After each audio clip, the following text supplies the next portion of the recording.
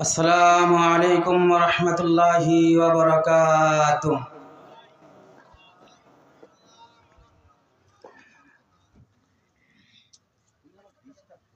আলহামদুলিল্লাহ আলহামদুলিল্লাহিল আকরাম আল্লাযী খালাকাল ইনসানা ওয়া কাররাম আল্লামাহু মিনাল বায়ান علمه من البيان ما لم يعلم فسبحان الذي لا يحصى امتنانه باللسان ولا بالقلم ونشهد أن لا إله إلا الله وحده لا شريك له ولا نذير له ولا مثل له ولا مثيل له ونشهد أن سيدنا وسندنا وحبيب ربنا ومولانا وأولانا محمدا عبده ورسوله الذي أرسل إلى الناس كافة بشيرا ونذيرا وداعيا إلى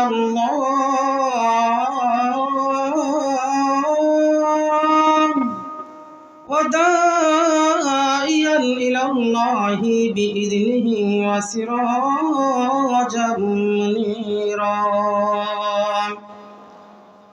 أما بعد فأعوذ بالله من الشيطان الرجيم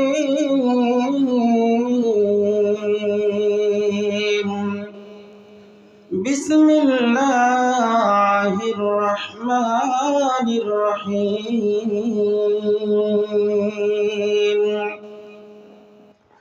وإذا قيل لهم آمنوا كما آمن الناس قالوا أنؤمن كما آمن السفهاء ألا إنهم هم السفهاء ولكن لا يعلمون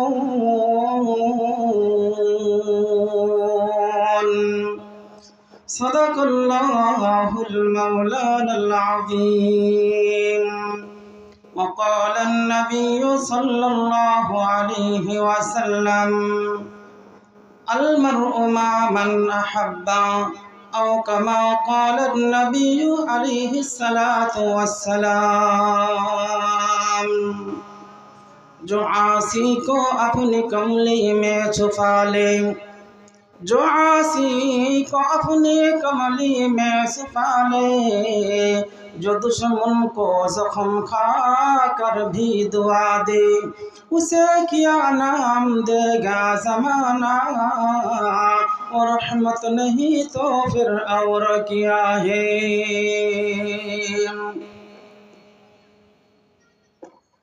আলহামদুলিল্লাহ আল্লাহ রাব্বুল আলামিন দরবারে শুকরিয়া জ্ঞাপন করি। রব্বুল আলামিন আমাদেরকে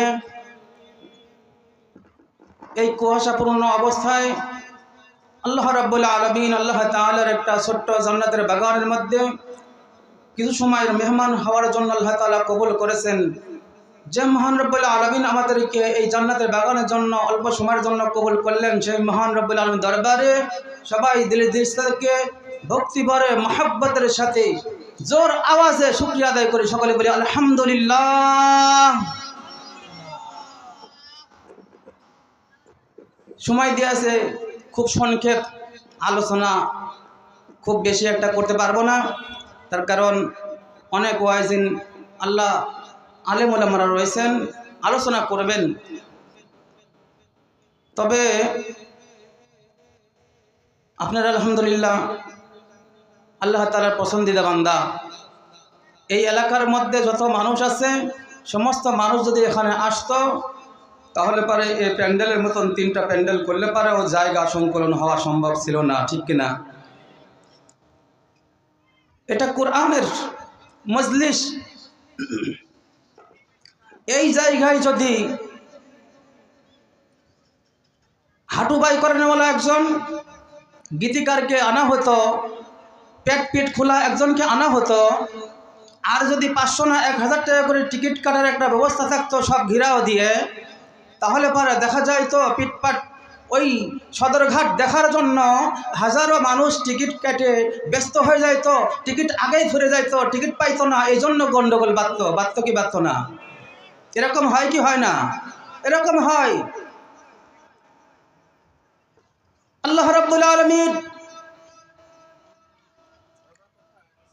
রাসূল করিম সাল্লাল্লাহু আলাইহি ওয়াসাল্লামের মধ্যে জানায় দেন, ও আমার হাবিব আপনি ঘোষণা করে দেন দুনিয়ার মধ্যে, ইদা মারাতুম বিরাজিল জান্নাতি ফারতাউ। قالوا يا رسول الله وما رياض الجنة قال حلق الذكر। আল্লাহ নবী আলাইহিস সালাতু ওয়াস সালাম কে আল্লাহ রাব্বুল আলামিন জানায় দেন, ও আমার হাবিব আপনি আমার বান্দাদের কাছে পৌঁছে দেন যে বান্দারা যখন জান্নাতের বাগানের কাছ দিয়ে যায় তখন যেন কিছু সময় বাস্তা জান্নাতের বাগানের মধ্যে অবস্থান করে, জান্নাতের বাগানের মধ্যে ঘোরাফেরা করে। সাহাবারা জিজ্ঞাসা করলেন, ওগো আল্লাহর রাসূল আমরা তো শুনতেছিলাম মৃত্যুর পরে জান্নাত হবে, আমল যদি ভালো হয়, ঈমান যদি থাকে, তাহলে পরে দুনিয়ার মধ্যে আবার জান্নাতের বাগান কোনটা হলো? রাসূল করিম সাল্লাল্লাহু আলাইহি ওয়াসাল্লাম বলেন, ও আমার সাহাবারা শোনো, দুনিয়ার মধ্যে আল্লাহ রাব্বুল আলামিন জান্নাতের বাগান একটা করে দিয়েছে। এই জান্নাতের বাগান হলো জিকিরের মজলিস, যেখানে কোরআন তেলাওয়াত করা হয়, আমি রাসূলুল্লাহ সাল্লাল্লাহু আলাইহি ওয়াসাল্লামের হাদিস তেলাওয়াত করে তাফসীর করা হয়, এরকম দিনই কথাবার্তা হয় যেখানে আল্লাহ আল্লাহর রাসূলের নাম নেওয়া হয়, ওটা হলো দুনিয়ার মধ্যে জান্নাতের বাগান। জোরে বলুন সুবহানাল্লাহ। जिक्र हक आमद गिज़ाए रूह रा, जिक्र हक आमद गिज़ाए रूह रा, मरहमा आमद दिल मजरूह रा। যদি শরীরের মধ্যে ঘাও হয়, শরীরের মধ্যে কোথাও কেটে যায়, আমরা হাসপাতালে যাই, হাসপাতালে যাওয়ার পরে ওখানে ব্যান্ডেজ করা হয়, ওখানে ডিটল দেওয়া হয়, যদি বেশি লাগে সেলাই করার মতো সেলাই করার জায়গা থাকে তাহলে পরে সেলাই করে দেওয়া হয়, তারপরে ব্যান্ডেজ করে দিয়ে কিছু ওষুধ দেওয়া হয়, ওই ওষুধ যদি নিয়মতান্ত্রিক খায়, পানি থেকে হেফাজত থাকে, তারপরে কিছুদিনের মধ্যে বান্দার ওই কাটা জায়গা ভালো হয়ে যায় কি যায় না? ভালো হয়ে যায়।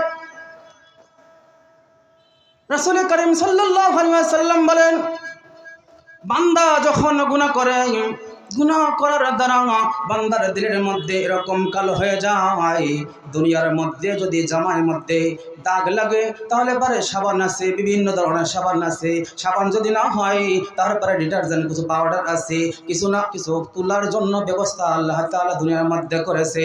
কিন্তু বান্দা যদি গুনাহগার হয়, এই গুনার করার কারণে দিলটা ময়লা হয়ে যায়, দুনিয়ার কোনো জিনিস ওই জায়গা পৌঁছানো যায় না, আর ওটা পরিষ্কার করা যায় না।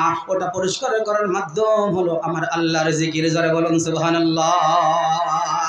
জিকির হক আমদ গিজায়ে রূহ রা, মারহামা আমদ দিল মজরুহ রা।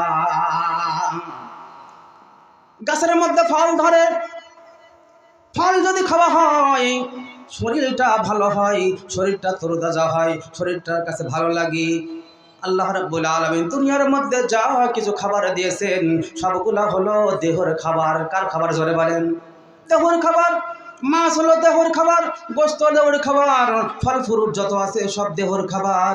দুনিয়ার মধ্যে এর একটা আল্লাহ তাআলা গোশতের টুকরা বানাইছেন যার নাম হলো কলব। এই কলবের খাবার দুনিয়ার কোনো খাবার না, এই কলবের খাবার হলো আমার আল্লাহ তাআলার জিকির। যারা বলুন সুবহানাল্লাহ।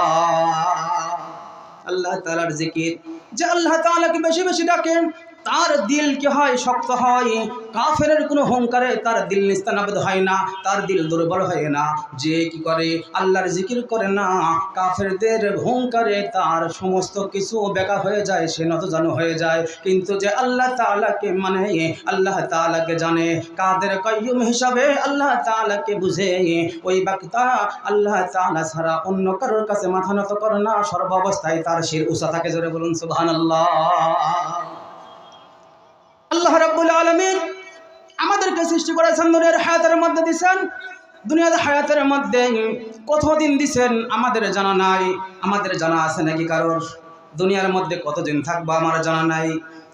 আমার মাওলানা ইনামুল হক সাহেব আলোচনা করেছেন যে এখানে আমরা যে খাবার খাচ্ছি বা যেখানে যাইতেছি ইচ্ছা করেছি, এরকম হইতে পারে যে ওই ইচ্ছা বাদ দিয়ে আমাকে আল্লাহ তার ইচ্ছায় খাটিয়ায় বহন করে আমাকে আবার গোরস্থানের দিকে রওনা হইতে পারে কি পারে না?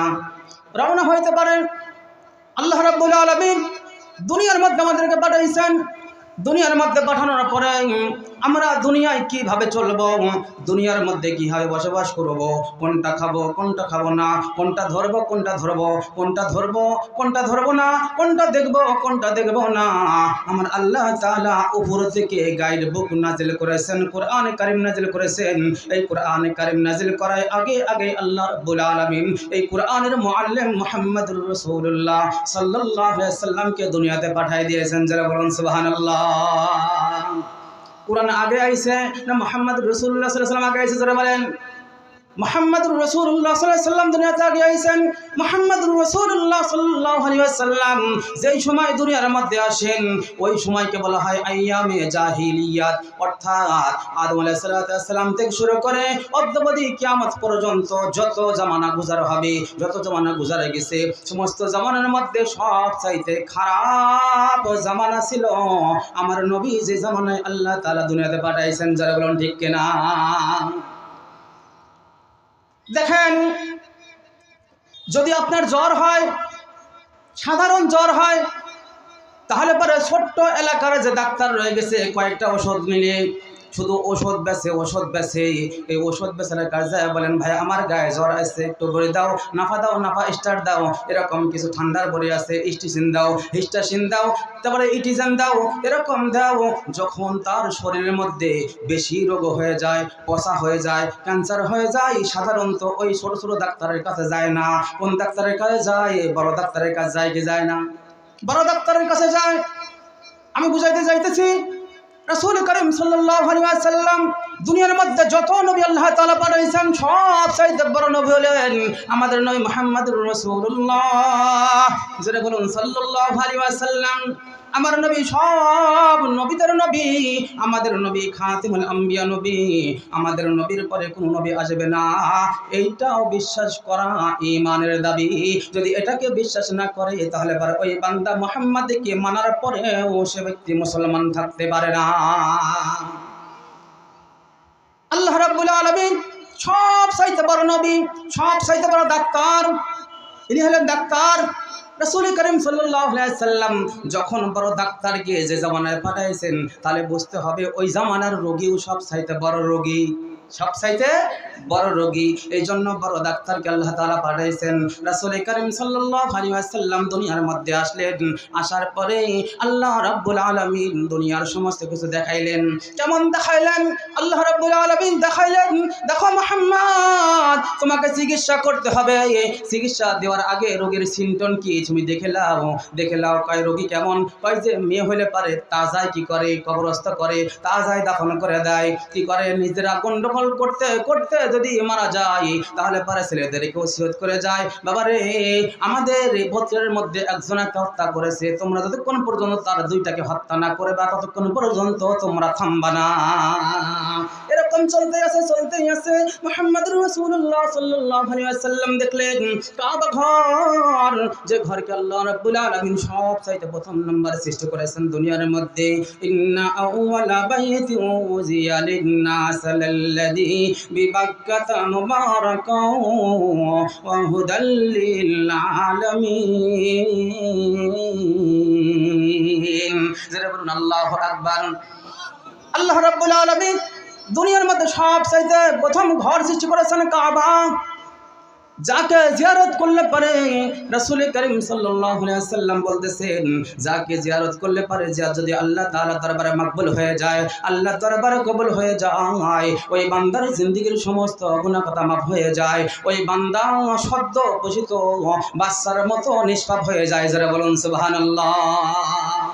আল্লাহ রাব্বুল আলামিন ঘর বানাইছেন। ঘর, এই ঘরের মধ্যে তারা আল্লাহ তাআলাকে বাদ দিয়ে, আল্লাহ তাআলার ইবাদতকে ছেড়ে দিয়ে, আল্লাহ রাব্বুল আলামিনকে রব হিসাবে মানা বাদ দিয়ে তারা নিজেরা নিজেদের মূর্তি বানায়া 360টা মূর্তি ওই ঘরের মধ্যে স্থান দিয়েছে। আল্লাহ রাব্বুল আলামিন দুনিয়ার মধ্যে মুহাম্মদুর রাসূলুল্লাহ সাল্লাল্লাহু আলাইহি সাল্লামকে পাঠাইলেন, যাই বলেন বন্ধু তুমি দেখো আমার ঘর যেখানে ইবাদত করা হবে আমার, সেখানে তারা মূর্তি ঢুকায়ে মূর্তির ইবাদত করে, আমি রব্বুল আলামিন ইবাদত তারা ছেড়ে দিয়েছে। যারা বলুন নাউজুবিল্লাহ। তুমি যাই তাদেরকে চিকিৎসা করো। রাসূল করিম সাল্লাল্লাহু আলাইহি সাল্লামকে এরা দেখার জন্য পাঠাইলেন, ডাক্তার সাহেব পাঠাইলেন, নিরীক্ষণ করার জন্য পাঠাইলেন, সিমটম দেখার জন্য পাঠাইলেন। তারপরে আল্লাহ রাব্বুল আলামিন দেখতে দেখতে দেখতে দেখতে 1 বছর যায়, 2 বছর যায়, এইরকম যখন আল্লাহর রাসূল সাল্লাল্লাহু আলাইহি সাল্লামের বয়স 40 বছর হয়ে গেল, আল্লাহ রাব্বুল আলামিন হিরা গুহার মধ্যে আল্লাহর নবী সাল্লাল্লাহু আলাইহি সাল্লামকে ডাকলেন, বন্ধু তুমি আসো, দুনিয়া তো সব নাপাকে ভরে গেছে, তোমার কাছে পাক করার জন্য একটা কিতাব দেব, এই কিতাবটা সাধারণত সব জায়গায় দিব না, আমি রব্বুল আলামিন সর্বপ্রথম হিরা গুহার মধ্যে তোমাকে ওই কিতাবটা দিব। যারা বলুন সুবহানাল্লাহ। রাসূল করিম সাল্লাল্লাহু আলাইহি সাল্লাম হিরা গুহায় চলে গেলেন, আল্লাহ রাব্বুল আলামিন জিবরাইলের মাধ্যমে কিতাব পাঠিয়ে দিলেন। কিতাব পাঠিয়ে দেওয়ার পরে আল্লাহ রাব্বুল আলামিন হযরত জিবরাইল আলাইহিস সালাম আসলেন মুহাম্মদুর রাসূলুল্লাহ সাল্লাল্লাহু আলাইহি ওয়াসাল্লামের কাছে। আসার পরে রাসূলুল্লাহ সাল্লাল্লাহু আলাইহি সাল্লামকে বললেন, জিবরাইল ইকরা ইয়া মুহাম্মদ, হে মুহাম্মদ আপনি পড়েন। রাসূল করিম সাল্লাল্লাহু আলাইহি সাল্লাম বলেন, মা আনা বিকারিন, আমি পড়তে জানি না, আমি কারোর কাছে সরে সরে খ খ গ ঘ আলিফ বা তা কোন রকম অক্ষর কোন মানুষের কাছে শিখে নাই। যারা বলুন সুবহানাল্লাহ। আল্লাহ তাআলা নিরক্ষর মুহাম্মদুর রাসূলুল্লাহ সাল্লাল্লাহু আলাইহি সাল্লামকে পড়ানোর জন্য জিবরাইল আলাইহিস সালামকে পাঠাইলেন কোরআন দিয়ে। কোরআনের প্রথম নম্বর সূরা, যে সূরা রাসূলুল্লাহ সাল্লাল্লাহু আলাইহি সাল্লামের কাছে হিরা গুহার মধ্যে নাযিল হয়, এই সূরার নাম কি জোরে বলেন? সূরাতুল আলাক। আল্লাহ রাব্বুল আলামিন জিবরাইলের মাধ্যমে পড়ায় দিলেন। জিবরাইল এসে বললেন, মুহাম্মদ আপনি পড়েন, ইকরা ইকরা। আল্লাহর রাসূল সাল্লাল্লাহু আলাইহি সাল্লাম বলেন, মা আনা বিকারিন, আমি পড়তে পারি না। আল্লাহর রাসূল সাল্লাল্লাহু আলাইহি সাল্লামকে আবার বললেন, আল্লাহর রাসূল বলেন, মা আনা বিকারিন, আমি পড়তে পারি না। এরকম 3 বার বললেন। তারপরে 74 বার পরে রাসূলুল্লাহ সাল্লাল্লাহু আলাইহি সাল্লামকে জিবরাইল আলাইহিস সালাম বুকের সাথে মিলাই দিলেন। বুকের সাথে মিলানোর সঙ্গে সঙ্গে জিবরাইল আলাইহিস সালাম এমন একটা চাপ দিলেন, রাসূল করিম সাল্লাল্লাহু আলাইহি ওয়াসাল্লাম বলেন, আন্নী আজিদু, আমি রব্বুল আলামিনের জিবরাইলের এত চাপ সহ্য করেছি, এত চাপ দিলেন যে আমার মনে হয় ছাতিটা ভেঙে যাবে, বুকটা ভেঙে বুকের মধ্যে ঢুকে যাবে, এরকম একটা জোরে চাপ দিলেন। চাপ দেওয়ার পরে জিবরাইল আলাইহিস সালাম বললেন, ইকরা বিসমি রাব্বিকাল্লাযী খালাক। আল্লাহ রাব্বুল আলামিনের নাম যখন আল্লাহ রাসূল সাল্লাল্লাহু আলাইহি ওয়াসাল্লামের কাছে শুনলেন, রাব্বুল আলামিন ওই চাপটা দেওয়ার সঙ্গে সঙ্গে বুকটা খুলে দিলেন। রাসূল করিম সাল্লাল্লাহু আলাইহি ওয়াসাল্লাম জিবরাইলের সঙ্গে পড়া আরম্ভ করে দিলেন। যারা বলুন সুবহানাল্লাহ। ইকরা বিসমি রাব্বিকাল্লাযী খালাক, খালাকাল ইনসানা মিন আলাক, ইকরা ওয়া রাব্বুকাল আকরামুল্লাযী আল্লামা বিল কলম। যারা বলুন আল্লাহু আকবার। রাসূল করিম সাল্লাল্লাহু আলাইহি ওয়াসাল্লাম বললেন না জিবরাইল হলো মাখলুক, মাখলুকের কাছে আল্লাহ রাব্বুল আলামিনের কোনো শিক্ষা আমার নবী মুহাম্মদুর রাসূলুল্লাহ সাল্লাল্লাহু আলাইহি সাল্লামকে দিবেন না। জিবরাইল আলাইহিস সালাম যখন আল্লাহ তাআলার নাম নিলেন, তখন জিবরাইল এর কথা আল্লাহ রাব্বুল আলামিনের কথা হয়ে গেল। ওই সময় আল্লাহ রাব্বুল আলামিনের কথা হিসাবে কোরআন মাজিদ আল্লাহর রাসূল পড়া আরম্ভ করে দিলেন। সুবহানাল্লাহ। তো রাসূল করিম সাল্লাল্লাহু আলাইহি ওয়াসাল্লামকে আল্লাহ রাব্বুল আলামিন দুনিয়াতে পাঠাইলেন। রাসূল করিম সাল্লাল্লাহু আলাইহি ওয়াসাল্লাম আল্লাহ তাআলার পক্ষ থেকে কোরআন নিয়ে চলে আসলেন, এলাকার মধ্যে চলে আসলেন, মক্কা মরুভূমির মধ্যে চলে আসলেন। মক্কায় আসার পরে রাসূল করিম সাল্লাল্লাহু আলাইহি ওয়াসাল্লাম দ্বীনের দাওয়াত দেওয়া আরম্ভ করলেন। দ্বীনের দাওয়াত দেওয়া করলাম, কুলু লা ইলাহা ইল্লাল্লাহ তুফলিহুন। ও মক্কাবাসী, ও আমার কওম, ও আমার জাতি ভাইরা, তোমরা যারা আল্লাহ তাআলার ইবাদত ছেড়ে দিয়ে 360টা মূর্তির পূজা আরম্ভ করে দিয়েছ, এই মূর্তি তোমাদের কোনো উপকার করতে পারবে না, এই মূর্তি তোমাদের লসও করতে পারবে না, এই মূর্তি তোমাদের কোনো ক্ষতিও করতে পারবে না। এই মূর্তির ইবাদত ছাড়ো, একমাত্র আল্লাহ তাআলাকে মানো। যদি মানো তাহলে পরে দুনিয়াও শান্তি পাবে, আখিরাতেও শান্তি পাবে। আল্লাহ তাআলাকে যারা মানে তারা দুনিয়াও শান্তি পায়, আখিরাতে আল্লাহ তাআলা চির সফলতার চাবি করে জান্নাতের মেহমান বানিয়ে দেয়। যারা বলুন সুবহানাল্লাহ। রাসূল করিম সাল্লাল্লাহু আলাইহি ওয়াসাল্লাম যখন বললেন ইয়া আইয়ুহান নাস কুলু লা ইলাহা ইল্লাল্লাহ তুফলিহুন, তখন সঙ্গে সঙ্গে এরকম কিছু মানুষ হয়ে গেল রাসূল করিম সাল্লাল্লাহু আলাইহি ওয়াসাল্লামের বিরোধী হয়ে গেল, যারা রাসূল সাল্লাল্লাহু আলাইহি ওয়াসাল্লামকে সব সময় ভালোবাসতো, আল আমিন বলে উপাধি দিত, রাসূলুল্লাহ সাল্লাল্লাহু আলাইহি ওয়াসাল্লামের কাছে আমানত রাখতো, রাসূল করিম সাল্লাল্লাহু আলাইহি ওয়াসাল্লামকে সবচাইতে বেশি সম্ভ্রান্ত, সবচাইতে সভ্য, সবচাইতে ভদ্র মনে করে দিত, তারাই রাসূল করিম সাল্লাল্লাহু আলাইহি ওয়াসাল্লামের বিরোধী হয়ে গেল। আল্লাহ রাব্বুল আলামিন ঘোষণা করে দিলেন, ও আমার নবী, আপনি ওই সমস্ত মানুষকে বলে দেন তারা যেন আমি রব্বুল আলামিন ঈমান আনে, আপনার উপর ঈমান আনে। যদি আপনার উপর ঈমান এনে আপনার উপরে যে কিতাব নাযিল করা হয়েছে এই কিতাব অনুযায়ী চলে, তাহলে পর আমি রব্বুল আলামিন তাদেরকে আদম আলাইহিস সালাম থেকে শুরু করে কিয়ামত অবধি যত মানুষ আসবে সমস্ত মানুষের মধ্যে শ্রেষ্ঠতম মানুষ হিসাবে আমি রব্বুল আলামিন তাদেরকে গ্রহণ করে নেব। যারা বলুন সুবহানাল্লাহ। রাসূল করিম সাল্লাল্লাহু আলাইহি ওয়াসাল্লাম দাওয়াত দিলেন, দাওয়াত দেওয়ার পরে রাসূল করিম সাল্লাল্লাহু আলাইহি ওয়াসাল্লামের কথাকে যারা ধনী, যারা লিডার, যারা বড় লোক তারা গ্রহণ করলো না, যারা নিম্নতর ছিল, যারা গরিব ছিল, যারা অসহায় ছিল, রাসূল করিম সাল্লাল্লাহু আলাইহি ওয়াসাল্লামের কথাকে তারা বেশি গ্রহণ করলো। রাসূল করিম সাল্লাল্লাহু আলাইহি ওয়াসাল্লামের কথাকে গ্রহণ করে তারা মুসলমান হয়ে গেল। মুসলমান হয়ে যাওয়ার পরে তাদের উপর নির্যাতন শুরু হয়ে গেল, নির্যাতনের স্টিম রুলার তাদের উপর চলতে থাকলো। রাসূল করিম সাল্লাল্লাহু আলাইহি ওয়াসাল্লাম আল্লাহ রাব্বুল আলামিন বলে দিলেন, আমার হাবিব, তারা যদি আপনার উপরে যারা ঈমান আনছে এই মানুষগুলোর মতো ঈমান আনে তাহলে পরে সকলের ঈমানকে আমি রব্বুল আলামিন গ্রহণ করব। আর আমি রব্বুল আলামিন যারা ঈমান আনবে তাদেরকে আমি রব্বুল আলামিন জান্নাতের মধ্যে দিয়ে তাদের সাথে মোলাকাতের ব্যবস্থা করব। যারা বলুন সুবহানাল্লাহ। রাসূল করিম সাল্লাল্লাহু আলাইহি ওয়াসাল্লামকে আল্লাহ রাব্বুল আলামিন বলেন, ওয়া ইযা কিলা লাহুম আমিনু কামা আমানান নাস ক্বালু আনুমিনু কামা আমানাস সুফাহা আলা ইন্নাহুম হুমুস সুফাহা ওয়ালাকিন লা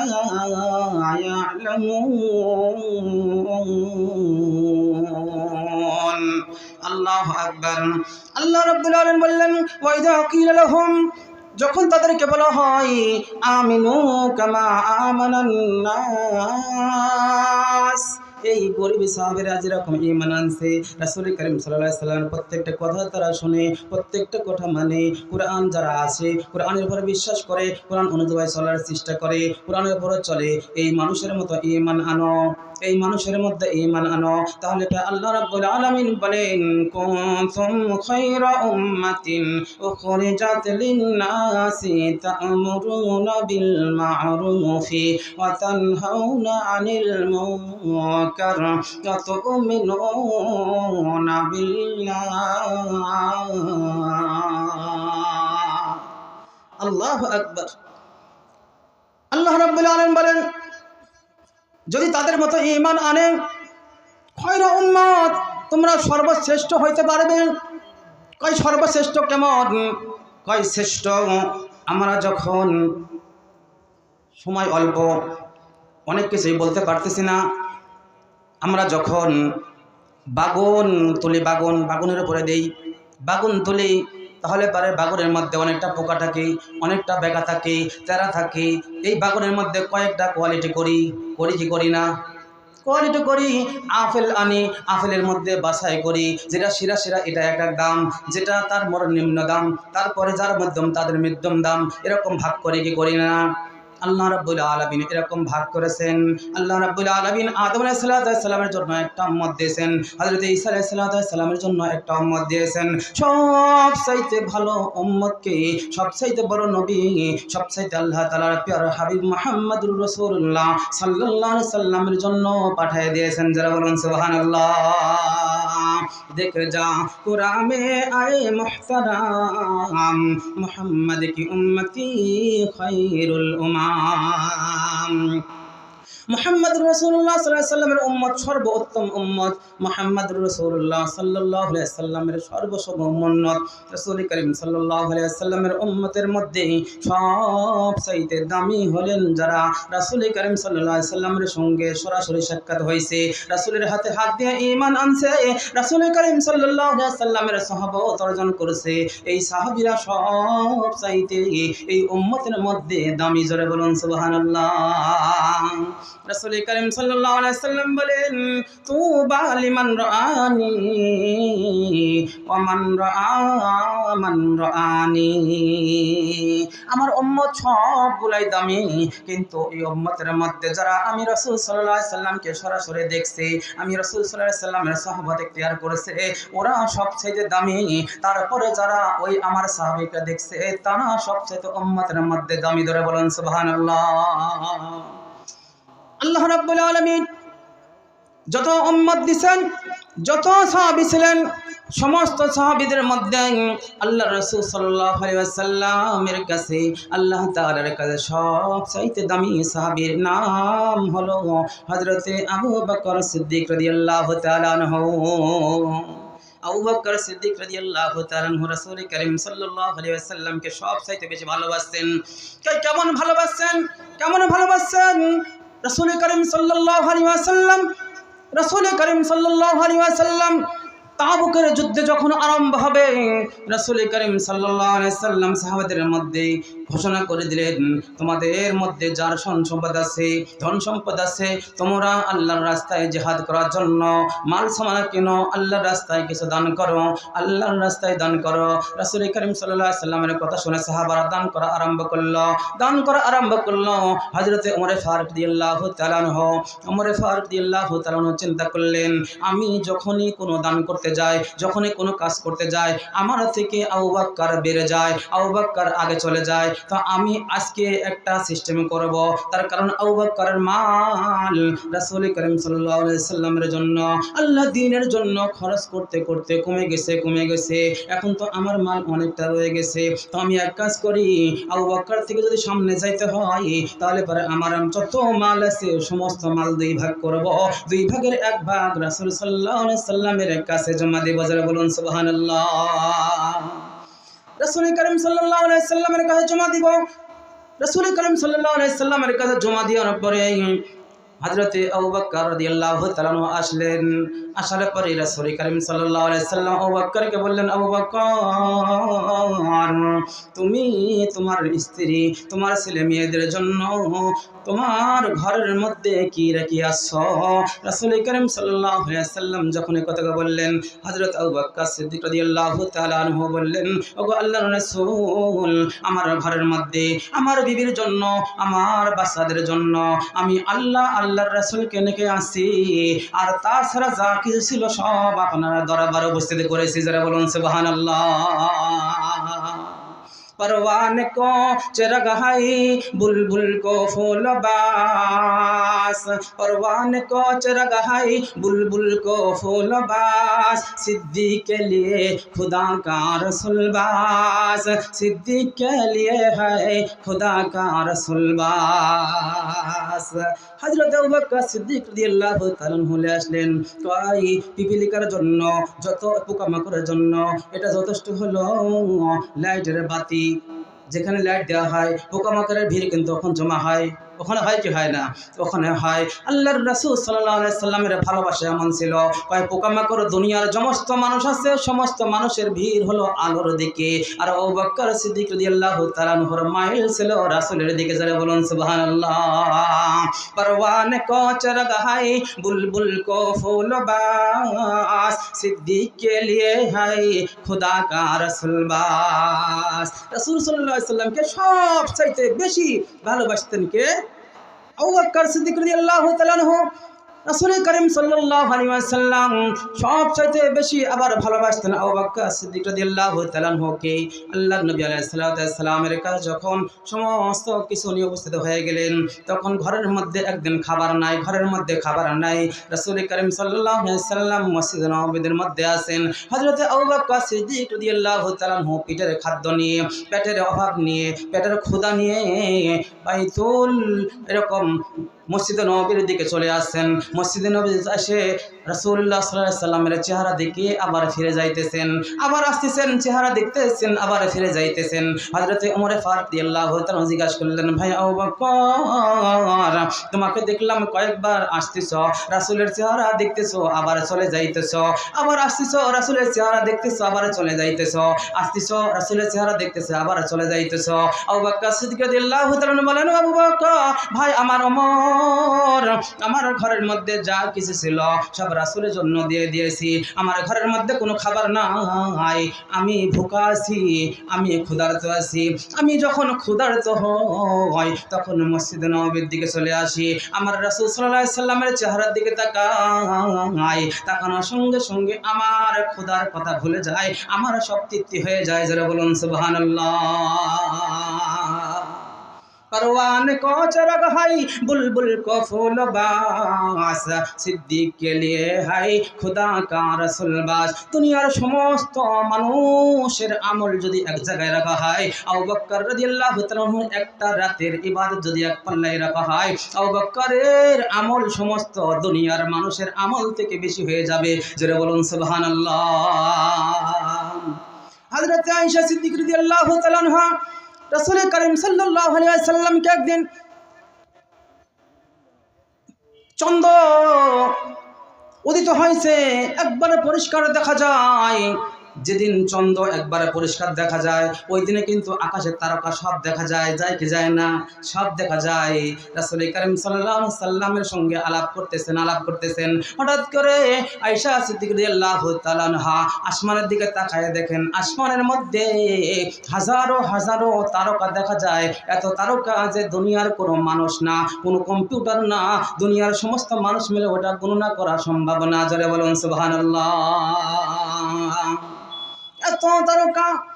হযরত আয়েশা রাদিয়াল্লাহু তাআলা আনহা রাসূলুল্লাহ সাল্লাল্লাহু আলাইহি সাল্লামকে জিজ্ঞাসা করতেছেন, ওগো আল্লাহর রাসূল, ওগো আল্লাহর রাসূল সাল্লাল্লাহু আলাইহি ওয়াসাল্লাম, আকাশের মধ্যে যত তারকা দেখা যায়, এত তারকা অনুযায়ী, এত অনুপাতিক, এত সংখ্যক নেকি কি আপনার কোনো উম্মতের আছে?